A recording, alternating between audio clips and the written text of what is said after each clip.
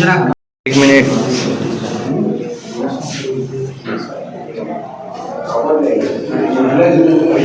मेहंदी दिखाई, मेहंदी।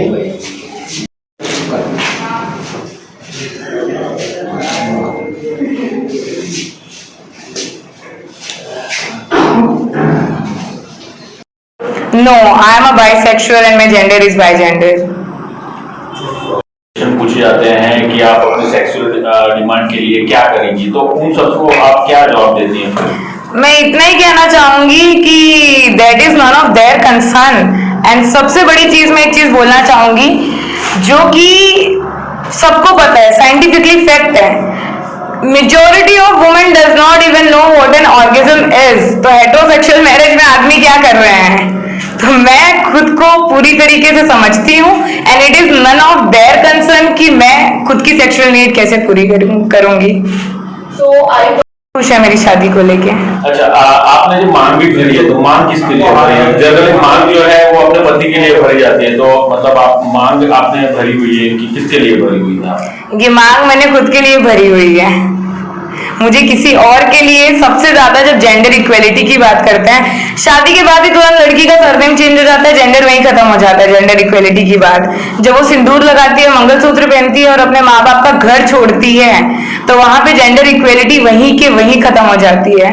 तो मैंने किसी और के लिए नहीं, खुद से प्यार में खुद के लिए मेरी मांग भरी है। अच्छा, कन्या को दान ही नहीं करना था तो कन्यादान कैसे होगा? फिर भी एक दूसरे का जो जी नहीं, आपके मम्मी पापा मौजूद थे, आप वीडियो कॉल की बात कर रहे थे?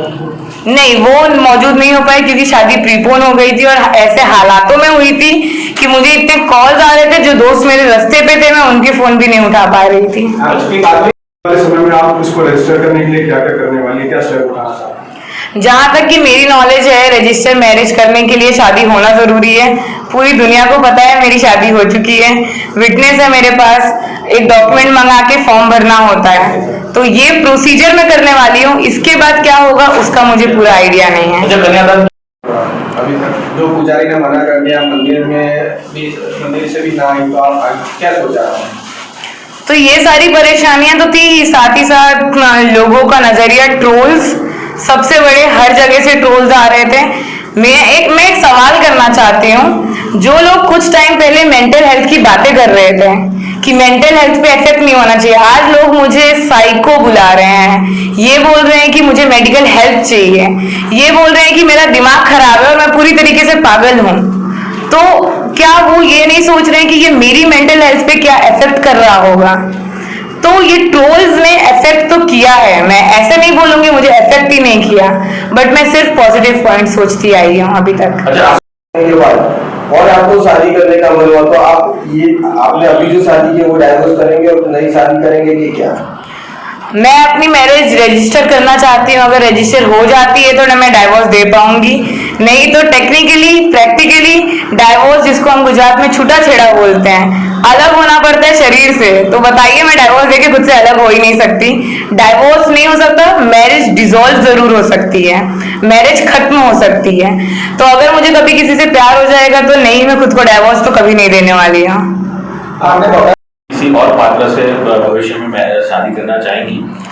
मैं बिल्कुल भी नहीं सोचती हूँ कि मैं किसी की बीवी बनना चाहूंगी, ना मैंने कभी सोचा है। तो फिलहाल के लिए अगर आप पूछ रहे हैं कि क्या मैं कभी किसी से शादी करूंगी, मतलब है मुझे किसी की बीवी बनना पड़ेगा, तो जवाब है नहीं। जब आपके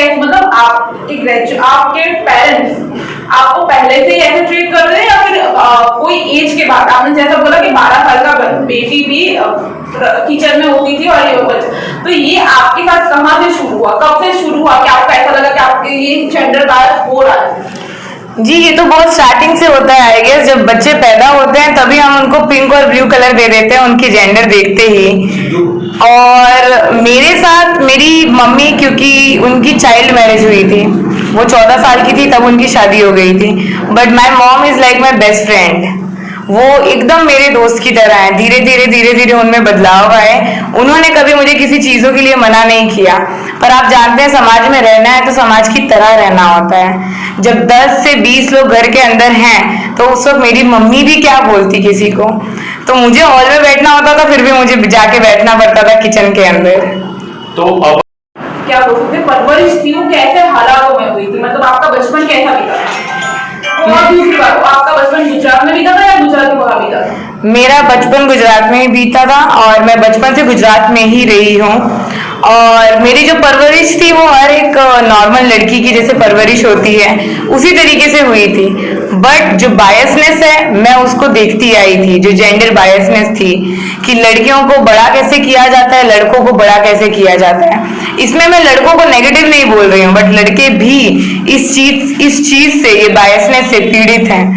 तो जब ये चीजें बढ़ रही थी तो मैं बहुत इससे परेशान थी कि जैसे मैं एक एग्जाम्पल अगर आपको देना चाहूँ तो जब घर पे कोई भी मेहमान आते हैं, आदमी हॉल में बैठे होते हैं, टीवी देख रहे होते हैं, नाश्ता कर रहे होते हैं और औरतें उनको नाश्ता देने जाती हैं, किचन में पसीने बहा रही होती हैं। यहाँ तक कि 12 साल की अगर छोटी बच्ची है ना तो वो भी किचन में बैठी होगी और 12 साल का छोटा बच्चा हॉल में बैठा होगा।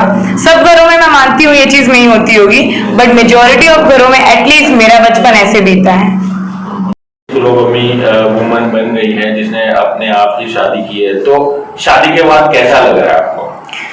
शादी के बाद मुझे बहुत बहुत बहुत बहुत ज्यादा अच्छा लग रहा है, मैं बहुत खुश हूँ।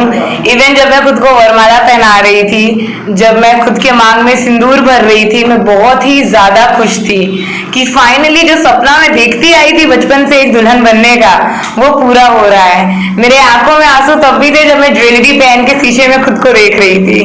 मैं खुद को हक किए बिना रह ही नहीं पा रही थी एक सेकेंड भी, क्योंकि शादी प्रीपोन हो गई थी। इस वजह से बहुत सारे दोस्त नहीं आ पाए और जो दोस्त आए भी थे वो दोस्त 2 दिन बिना सोए हुए मेरे घर पे आए थे शादी के लिए।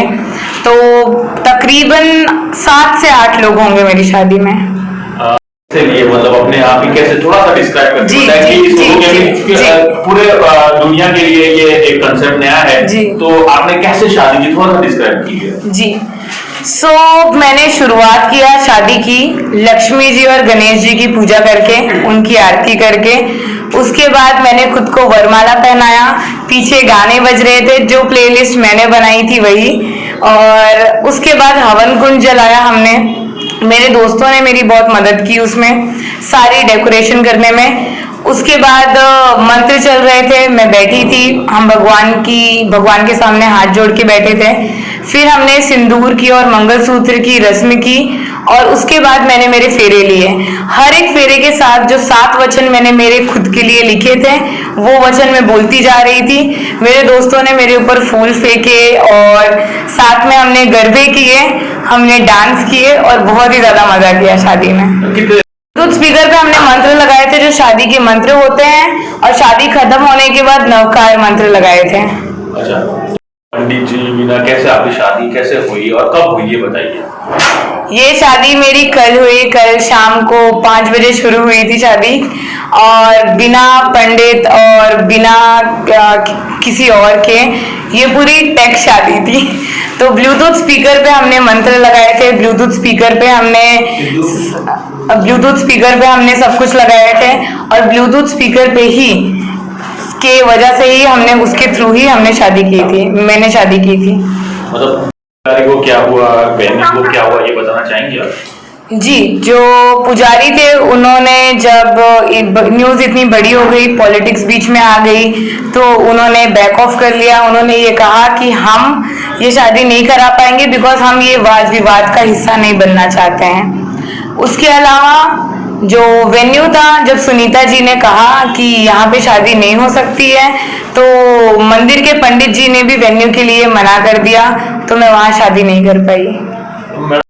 शादी अपने साथ करने वाली थी, ऐसा क्या हुआ कि आपको 2 दिन पहले ही शादी करनी पड़ी? बिकॉज 11 तारीख को शादी करते करते बहुत सारे चैलेंजेस आ चुके थे मेरे पास तक, जिसमें से मैं कहूँगी कुछ चैलेंजेस ऐसे थे कि नौबत आ गई थी कि मुझे मेरा घर खाली करना पड़ता। मेरे पास से पंडित चला गया था, पंडित जी ने मना कर दिया था। शादी की वेन्यू चली गई थी, तो मुझे बहुत डाउट था कि शांतिपूर्वक मेरी शादी 11 तारीख को हो पाएगी या नहीं। ये रीजन था और मैं मेरी शादी को लेके बहुत एक्साइटेड थी, मैं चाहती थी शांति से हो, तो मैंने मेरी शादी प्रीपोन कर दी। तो